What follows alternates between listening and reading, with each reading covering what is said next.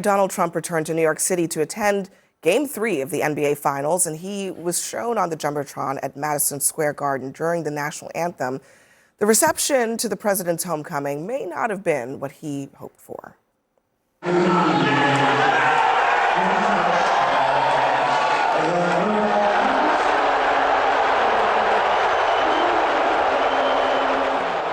It was certainly amazing. It was, I think, mostly cheers. You know, when you mix sports and politics, you do so at your own peril. For instance, here's Stephen A. Smith before last night's tip-off at the Garden. If the New York Knicks lose Game 3, this is on Donald Trump. You think I've been on him before? I'm going to be on his ass like back pockets. Like white on rice. You got no business doing this. He doesn't belong at this game. No president does. None of them. Democrat, Republican, Independent, I don't give a damn. So the president, who is a New Yorker, showed up anyway, and that's not unusual. Trump has attended the Super Bowl, the U.S. Open, college football national championship. He's now the first sitting president to attend the NBA Finals. Trump just had to bring his ass there. He's a jinx. It's like the GOAT in Chicago. He freaking jinxed everything. Okay, today in the group chat, we've got Brianna Lyman, reporter for The Federalist, and Christine Quinn, executive committee chair for the New York State Democratic Committee. Sports people are very superstitious. Let's just say that. There was this tweet from Ron Filipowski. I'm not an expert on jinxes, hexes, and voodoo, not superstitious either, but if I was the Knicks, I probably wouldn't let Trump near the arena for Game 4 just to be on the safe side. What was the point of this for Trump? Well, I think Trump has been a lifelong Knicks fan. There are pictures of him with Marla Maples, with Melania Trump in the 90s and early 2000s. So this is someone who probably is rooting for the same team he's been rooting for decades. This is the argument from Whoopi Goldberg. She said the same thing. She defended Trump and him. Mamdani are Knicks fans. They've been New Yorkers. You can't tell them what they're not going to do. I think the thing I found interesting is Trump is very much our sports president, has been. Yeah. Obama was an NBA guy. And he didn't go to games because he said it creates too much of a problem for the fans. Absolutely. Look, I live on the west side of Manhattan. It was a mess yesterday. I was about to say, how are you here? Yeah, exactly. It was a total mess. Fans had to get there at least 2 hours early. There didn't get to be a watch party right outside the Garden. I get that he may be a fan, but you have to really appreciate when you're president, you're not just popping in and popping out. You're putting a whole bunch of people out. And in this case, he was a jinx. There is no question about it. Mamdani could have been the jinx. Completely he was a jinx. Yeah. Christine Quinn, jinx expert. Exactly. We'll put that under your name. Well, here's the thing. The reason why I'm asking about this is not just because it's funny, but also because one of the things people are accusing the administration of being in this moment when there's economic difficulty for people is tone deaf. Mm-hmm. The idea that, look, we're here, the regular schmoes who want to be involved in this thing, and he comes and just says, kind of let them eat cake, right? You can watch it on TV. And what was the sort of, I understand he's a fan, but does that contribute to the tone-deaf narrative? Oh, I don't think this was tone-deaf at all. I think, first of all, a lot of those tickets, I mean, some of them are going for thousands of dollars. I think I saw one ticket price at $7,000. And the people who were buying them and who were courtside were a lot of people very popular among the left and celebrities, right? And I don't Did they have motorcades and massive security? Or? No, but those are the same people who for 4 years lectured us that things were fine under Joe Biden. So they also could be considered tone deaf. But I think the president, politics is obviously very hostile, but sports is one of those last remaining arenas where people do put politics aside. Let me play for you the reception Trump got. Though. I know he got booed. I just want to play it New York because City. It's Madison Square Garden. He is the New Yorker of New Yorkers, and this is how people reacted. I thought it was amazing, actually. You mean when they had the camera on me? I thought it was very good. Yeah. It was certainly amazing. It was. I think mostly cheers. It was.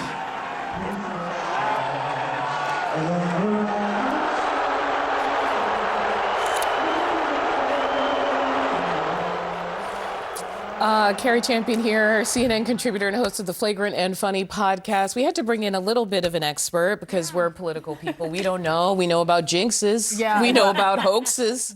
We listen. don't know when politics and sports clash, what is the outcome. It's just New York. New York wasn't voting for Trump en masse anyway. But is this a problem? Well, first of all, you said, people in sports normally, I hear you say that, normally they don't really care so much about politics. They absolutely cared about politics. This is such a rare moment for New Yorkers. People have waited their entire lives. The last time they won a chip was 1973. Yeah. But isn't that why the president of the United States, who is a New Yorker, would want to be there? No, in fact, you should not want to be there because you want to keep that same momentum going. New York is such a rare place. I've never seen fans like this before in my entire life, and they deserve to have this moment, and it was supposed to be uninterrupted, meaning we were supposed to have our watch parties around MSG. We were supposed to be in that moment, and I do believe, and the great Stephen A. Smith said just the other day, you played him, so he fully blames him, but so that was the vibe. Yeah, People were like, no. You can't be the cooler Rihanna. You can't be on a streak and then have someone come in and cool the streak. That's was not the political. Cooler. He was absolutely I'm saying the cooler. Let me play one more thing. Tommy Viator, Pod Save America host. Obviously, these are Obama guys, but they're talking about the power of sports and why politicians would want to be involved. Here's that. He knows the power of live professional sports, and that's the only kind of monocultural events we really have left. That's why he goes to a lot of games. Usually it's the NFL. He went to the Super Bowl. Usually he's more welcome in those, sort of southern NFL spaces. I don't think he will be here. I mean, he's also buddies with James Dolan, I think, the owner of the Knicks. Always pals with the owners. Yeah. Not a real player guy. Yeah, no, but look, he loves the limelight. He loves every spotlight, and he will attempt to co-opt this one too.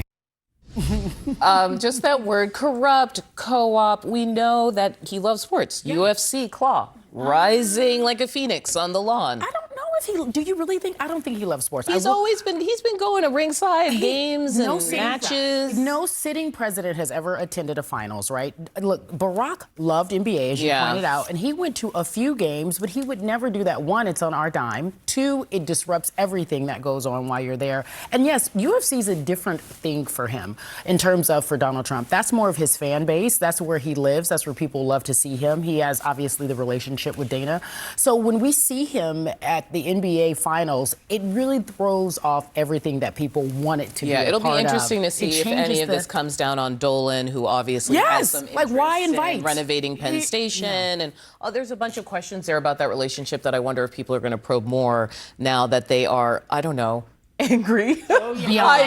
Being from Boston, let me tell you, I know to keep my mouth shut. I'm not messing with no New York fans because I'm trying to live out a long, happy life. I cannot imagine that the president was surprised that he was booed at MSG. I was just at what was the thing where the Fernando Mendoza played? The NCAA football championship. And Trump went. This was in Miami earlier this year. Spent so much money there. I'm not going to a sports event the rest of my life. And he was booed as well. So I think he knows that comes with the territory. New York, even more than in Miami, Florida. I would tell you basketball and in Madison Square Garden, even more. It also, caused a lot of disruption. It meant that a watch party that was scheduled to happen outside of MSG did not happen. But, he takes the punches. He knows that the boos are coming. Maybe a glutton for punishment because the way that the city was bracing for chaos today was unbelievable. Well, I think the boos weren't as much political. Well, I won't say that. They were definitely political. And what you did to the city. They couldn't have the watch party. Streets are blocked off. And there was an opportunity for you to maybe have a watch party in Washington because there's so many Knicks fans in D.C. You could have done it in the White House lawn. It would have been cool. You would have been cool. By that blue reflecting pool he just made. Exactly. Could have put a little orange stripe down the middle. The White House lawn is under construction right now. But the point being is that there was an opportunity for you to take that moment as a New Yorker and still allow the Knicks to have their moment. He's a Floridian now. Don't you know that we don't have property taxes over? We don't have state income taxes over there? He's a New Yorker. That's why he wants the approval of the city so much. I don't mind presidents going to sporting events, but I do think that this one seemed like just unnecessary. It was. Just given everything that it entails to get him there and keep him safe. I mean, it's interesting because actually after the White House Correspondents' Dinner, there was a lot of the common strategy out of the White House was we have to have the ballroom because it's not safe, but it's like it's safe for him to go to Madison Square Garden. But I mean, I think Madison Square Garden is not the SEC. We're in NYC. But what is interesting is when I worked on President Trump's 2024 campaign, the month before he got elected, we held a historic rally at MSG where it was a very different vibe. I'll tell you that. Not a lot of booze, a lot of cheers. Historic?